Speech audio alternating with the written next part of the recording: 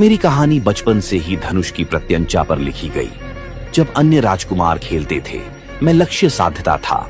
किशोरावस्था में ही मैंने तलवार उठा ली थी, क्योंकि मुझे पता था मेरे समय में शांति नहीं, परीक्षा आने वाली है। मेरे जीवन की शुरुआत ही संघर्ष से हुई। चारों ओर राजपूत राजा थे, कहीं मित्र, कहीं प्रतिद्वंद्वी।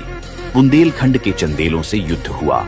महोबा की भूमि पर तलवारें बोली, वीर गिरे और इतिहास ने आल्हा ऊदल जैसे नाम सुने। यह युद्ध केवल राज्य के लिए नहीं था, ये राजपूत सम्मान की टकराहट थी। पर असली तूफान उत्तर पश्चिम से उठा। मोहम्मद गोरी, उसने हमारी सीमाओं को ललकारा, हमारे देवालयों को अपमानित किया। मैंने उसे चेतावनी नहीं दी, सीधे सामना किया। तराइन का पहला युद्ध हुआ।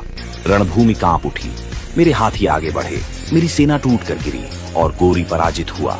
वह भागा और उस दिन मैंने जाना कि आक्रमणकारी को हराया जा सकता है। और शायद यही मेरी सबसे बड़ी भूल भी थी। मैंने उसे जीवित छोड़ दिया। समय बीता और गोरी फिर लौटा। इस बार वह चालाक था, तैयार था, और मैं अभी भी वीर था, पर राजनीति में उतना निर्दयी नहीं। तराइन का दूसरा युद्ध हुआ। धूल, रक्त, चीखें, सब एक साथ। मेरे वीर एक एक कर गिरते गए। अंततः मैं बंदी बना लिया गया। मेरी आंखों की ज्योति छीन ली गई, पर मेरे आत्मसम्मान को नहीं। मैं महाराजाधिराज पृथ्वीराज चौहान हूँ, और मैंने दिल्ली में कैला राय पिथौरा का विस्तार कराया। अजमेर के तरागढ़ दुर्ग को सुदृढ़ किया।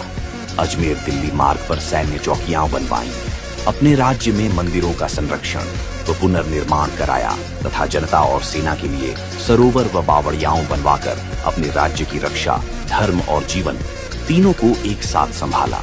वीर वह नहीं जो केवल युद्ध जीते, बल्कि वह है जो कठिन परिस्थितियों में भी अपने धर्म, स्वाभिमान और कर्तव्य से समझौता न करे।